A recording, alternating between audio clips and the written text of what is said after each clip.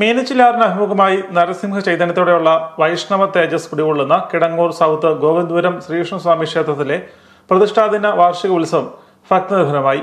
പ്രതിഷ്ഠാദിനത്തിൽ ഗോവിന്ദപുരത്തപ്പന് കളഭാഭിഷേകവും നടന്നു. തന്ത്രി കടിയക്കോൾ കൃഷ്ണൻ നമ്പൂതിരി മുഖ്യ കാർമ്മികത്വം വഹിച്ചു.